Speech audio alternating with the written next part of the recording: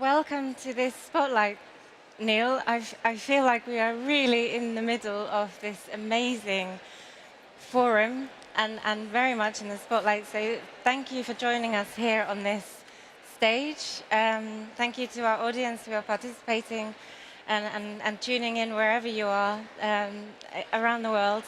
We're here with Neal Wolin. You are the Chief Executive Officer of Brunswick Group. Um, you have 27 offices around the world, 18 countries. You're a business leader. You're also an advisor to other business leaders, but you have an extensive career in the public and the private sectors. So really at the sweet spot of bringing together the knowledge of what kind of collaboration we need from the public sector and the private sector if we are going to be working effectively across the crises and the changing landscape that we have happening around us. So that's the theme for the conversation. How business is responding to whether it's the US-China relations, the war in Ukraine, climate change or biodiversity loss, social justice, and the change in political landscape as well, which does tend to lead to short-termism, knee-jerk reactions.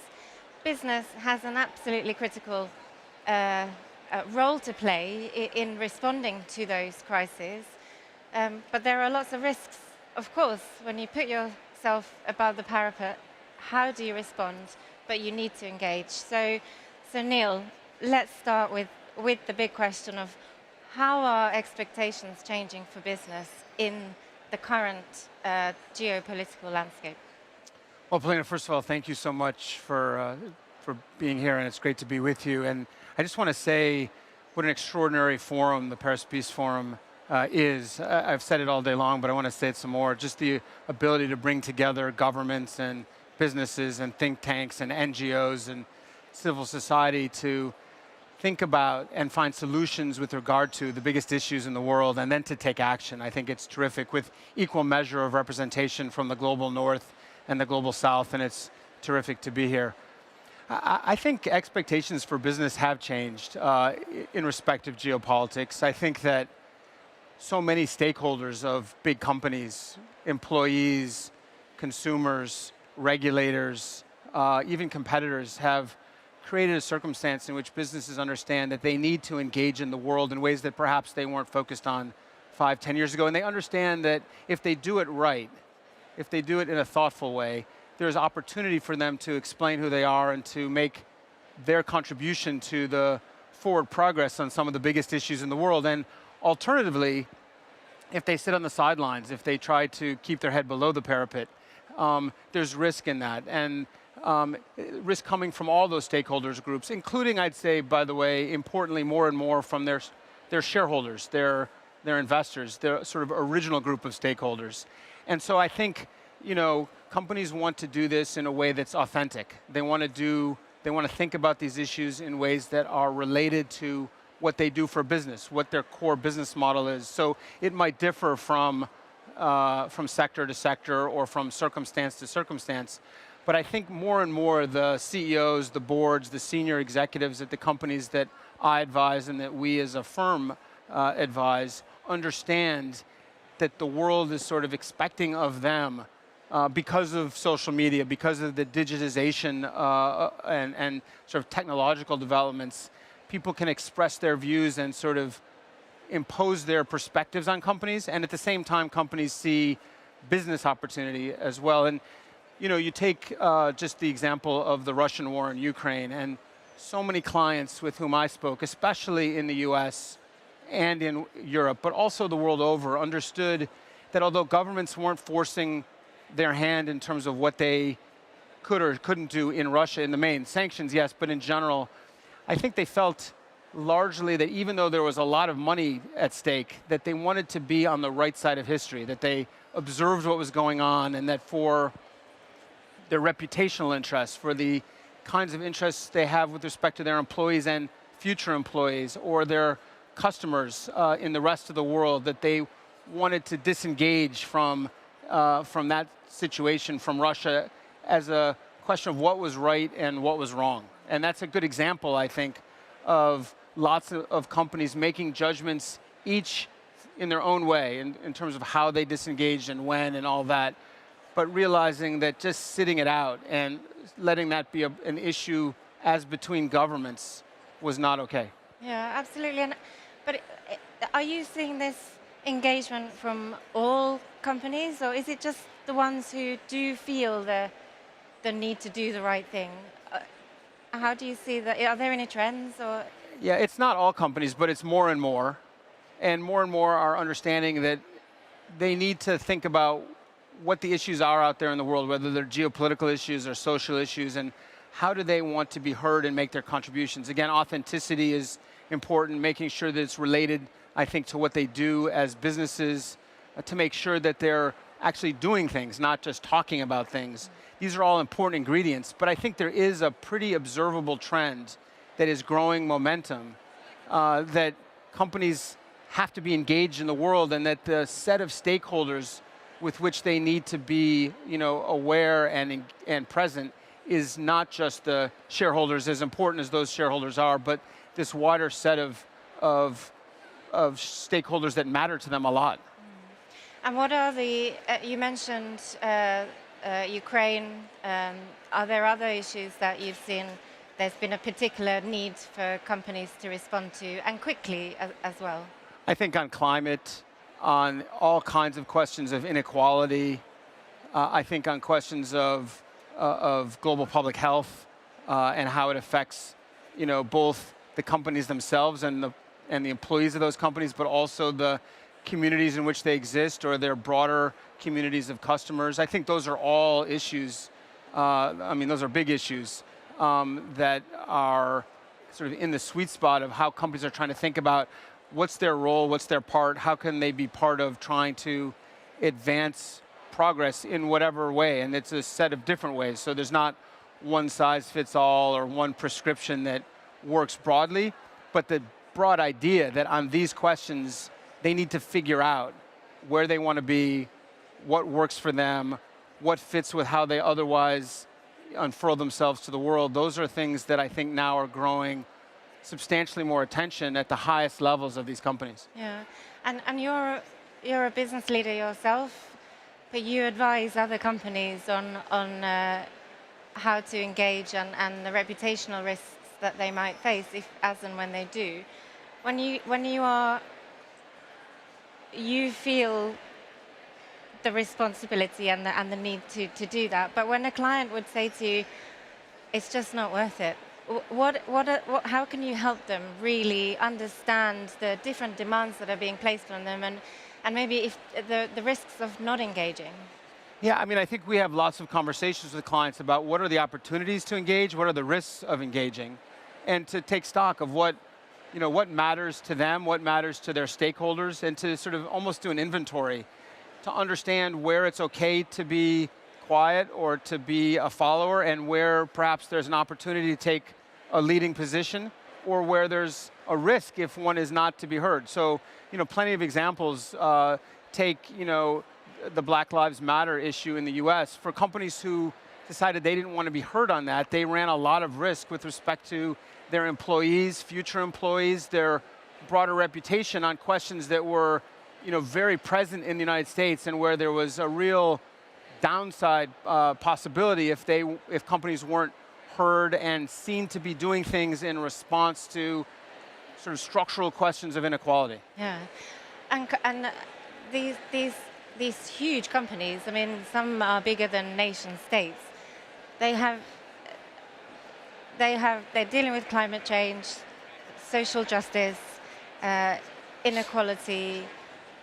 They're also dealing with the response to the changing relations between nation states.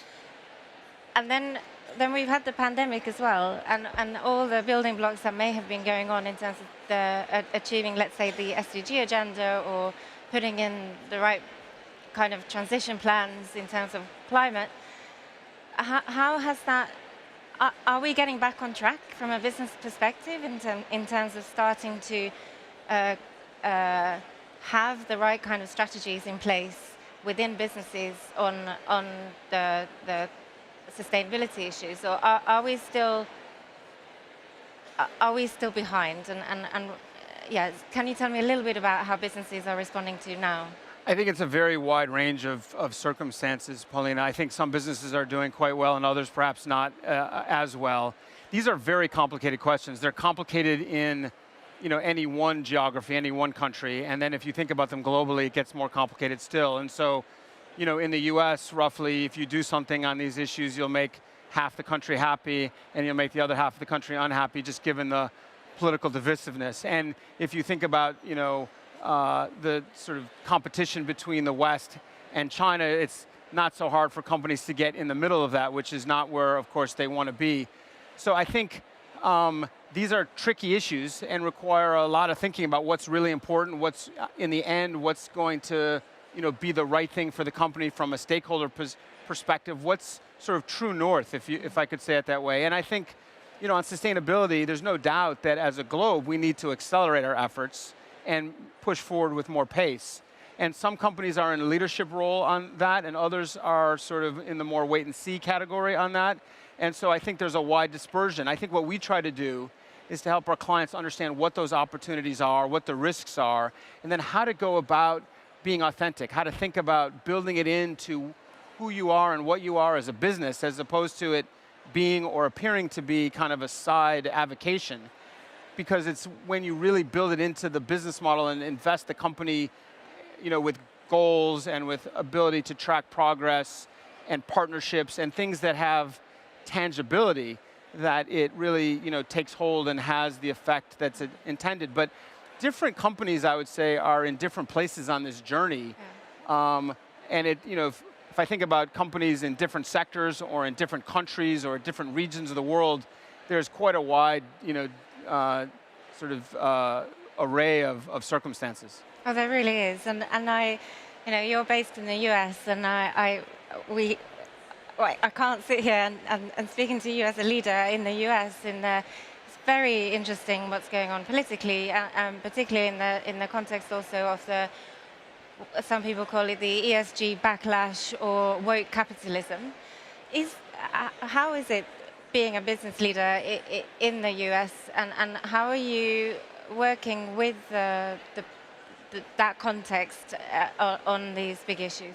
It's hard. Maybe just a couple of thoughts on the election, because it's really the predicate. It sets the table for the question that you've asked. Yeah. I mean, one thing that's very clear is that America, as it has been for some time, but it's getting clearer and clearer, is a deeply divided country in all kinds of ways, but importantly politically.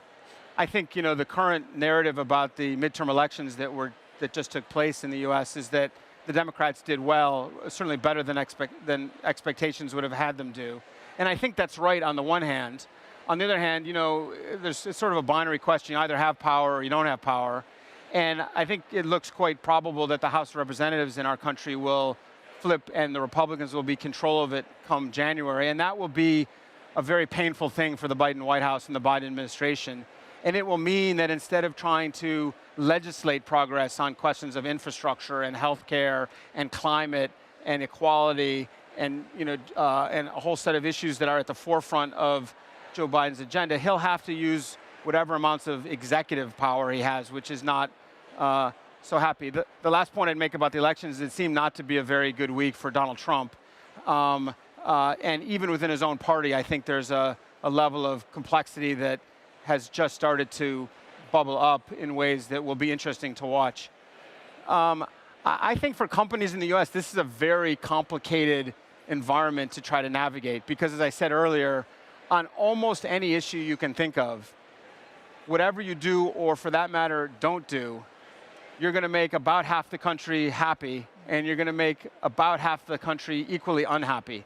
And so that's a very tricky place to be. It requires companies to really think about who are they, what are they, what's really important to their business model, what's really important to the way they want to show themselves in the world, what's really important to how they want to contribute to the world's issues. And so we have those conversations with a lot of clients. A lot of them, of course, have a desire not to make half the country unhappy. But of course, the problem is whether you do something or you don't do something, you have equal probability of that outcome. And so the question is, what really matters? What's true north on questions of inequality, on questions of climate, on questions of reproductive rights in the U.S. And so I think walking through with our clients what the opportunities are, what the risks are, what really makes sense for them in terms of what they've articulated, what their business model is, and so forth, really is a large part of the conversation. And then to be clear that, dabbling in this, sort of getting involved in politics without really being conscious, or doing things that have political implications without really being conscious of where you're going, and understanding that you might, progress 3 steps, but you might also make, 1 step of negative progress on these issues, is a complicated thing, because we all want to get to a place where we only make incremental moves that are wholly positive. And in the American political environment that exists presently, that's broadly not available. One could argue and think about the relationship between the governments and business.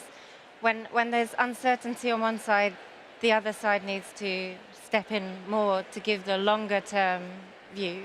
And of course, the other the part of the tripartite is also strong civil society organizations and input. So if one is weaker, then the other two have to really give the certainty that is required for us to continue to tackle and make progress on climate, or tackling biodiversity issues, or so on. What are the components required for business leadership in that moment? It's in the political uncertainty in the US. I live in the UK. We have political uncertainty in the UK too. So it's kind of everywhere, which means that business has this opportunity to really take that leading role, but with great there's a responsibility that comes with that. Well, I think you're absolutely right, Paulina, and I think the fact that in so many parts of the world, governments aren't doing a particularly good job at solving the big issues, certainly not by themselves, does leave open this space, this opportunity for companies. It also means that the rest of the world, civil society, and academics and think tanks and voters and consumers and employees all, I think, put more expectation on business to play their part, because the government's just not getting it done in too many parts of the world. And that's also a very tricky dynamic. I think, again, some business leaders understand there's an opportunity, and others still sort of say, this is complicated territory and it's fraught with risk, and I want to be careful. I think that for lots of our clients, we try to help them explain, this is what involvement might look like. This is what taking a leading position on biodiversity or climate or healthcare or the future of work. And this is how you might fashion a program. This is how you might lay out a set of goals and then a set of measurable activities in favor of those goals that people can see, understand, see how it's connected to actual progress. It's very much related, I think, to the basic dynamic here at the Paris Peace Forum, which is to put forward solutions and then to actually act on those things, and to do it in a way that involves not just companies. So even when companies take leading roles, to partner with civil society, to partner with government as possible, even if government is frustrating and not in large measure getting the job done, to figure out ways to make it concrete and real and where people can track progress. And in general, we found that's where businesses really get the benefit of engaging in ways that contribute to either geopolitical issues or social issues, as the case might be. And do you think that kind of leadership from the business is rewarded sufficiently by the different stakeholders that they work with? I think it's an evolving thing, because again, some of them step out and do it in a very responsible way, and although they get plenty of plaudits and people understand their leadership role, others are criticizing them and saying you should be sticking to something that's more aligned to what your shareholders are focused on and what your business is about directly, which is again why we try to connect this kind of activity to what businesses do, to make it woven into their sort of raison d'etre as a company. And I think it's an evolving question. I think in some parts of the world and in some groups of stakeholders, they get all kinds of positive response and reaction and plaudits, and in other places, people are saying, why are you doing something that we believe to be somebody else's responsibility? And so I think this is an evolving thing. It feels to me that this way of thinking, this broader kind of wider stakeholder perspective of companies is still in reasonably early days. And as it continues to develop, as there are more examples and better examples, I think there's likely to be also an adjustment, an evolution in how the critics respond and how people come to believe that this is how it should be, that this is what makes sense, that having companies alongside all these other groups, governments, civil society, and so forth, as partners in getting from here to there is really the way forward and the attractive way to think about it. And I think it really comes to life here at the Paris Peace Forum because there's so many solutions and so much activity, lots of best practice. Is business learning from each other?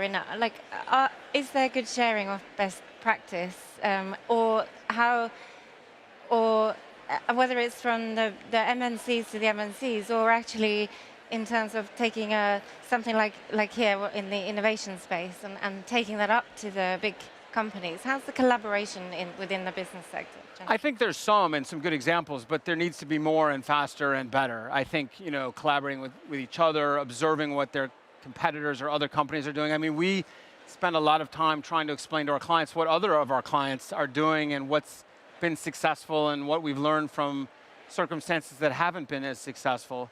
And I think fora like this are particularly good opportunities, not just to collaborate across businesses, which is really very important, but also to add those other pieces, government, civil society, and so forth. And I think there's still an awful lot for businesses to learn and an awful lot for them to engage with these other actors in solving problems that are very complicated, in many cases very intractable and completely global. Yeah, because you're absolutely not working in a silo, so I'm glad you brought in the government angle. You have the experience of working in the US Treasury. What more would you say you need from if it's not the US administration or one particular government, but these institutions, the multilateral institutions, in providing the more certain global governance that you can really play into as a business leader?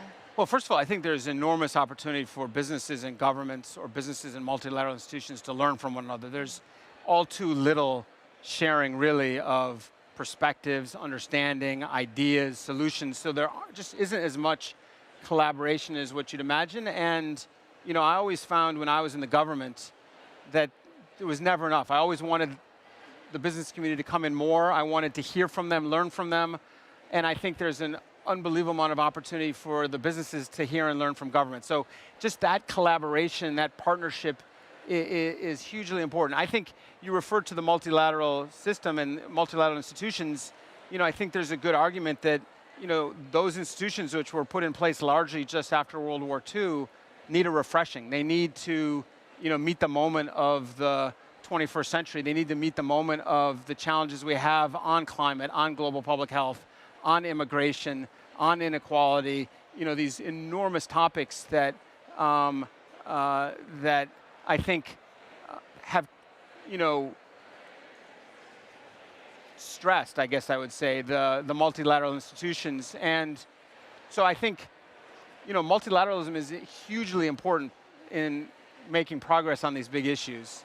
I think if you look at the MDBs, if you look at the WTO, there are glimmers of hope, but also lots of reasons to think they need a rethinking and a refreshing in a world that now has, meaningful competition as between China and the West, which has a war going on in the European continent, which has for too long had a set of scratchy, sort of governance questions that we would do to look at and to think about how to refurbish.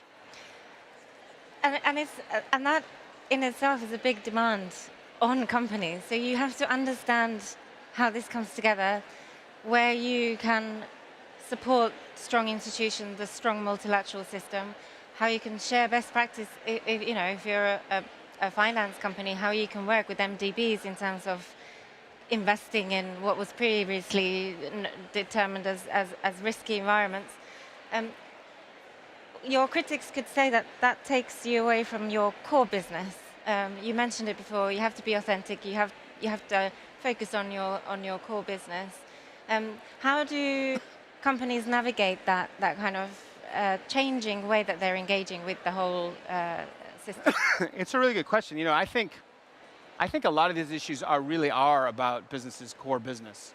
It depends a little bit on what time horizon you think about, but questions of human capital and equality and health and questions of climate. These are core business issues for an awful lot of companies. Maybe not this quarter or next quarter, but certainly over the horizon. And if you look backwards, then it need to be things to be thought of in this quarter and next quarter. So that's, I think, one important thing. It has to be interrelated to the business, but so many of these issues aren't so far off from things that are foundationally important to these companies. The other thing I would say is that, the government in large measure is in the business of holding companies accountable. That's one way to think about regulatory, purview.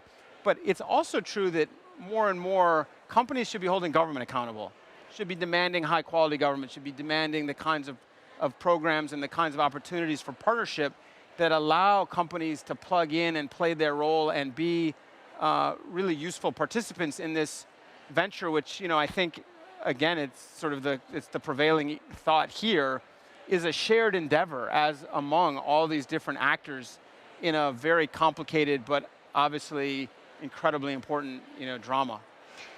You mentioned the word accountability of actions, accountability of commitments. In another part of the world where there is the climate negotiations are ongoing, their real focus has been placed on commitments, and I fully there is a accountability of all actors and of all commitments. We have a few more minutes left. How, in terms of that accountability, I'm really interested in you and your leading of Brunswick. How does that come into play, and your responsibility of how do you change the mindset of a company so that everybody in a company feels the responsibility and that accountability to take action? It's a really important question. I think it's about laying out objectives and strategy, being clear about what the components of that are, talking about it all the time, where possible, trying to create goals that are observable, even quantifiable when that's possible, and sort of being clear about where you've gotten to or where you haven't gotten to in making progress in those ways, and giving people the knowledge, the transparency, the understanding of where you are, where you want to be, and how you're intending to get from here to there, and progress along the way. And with those things comes accountability. It comes the ability for people to be heard, to express their perspectives.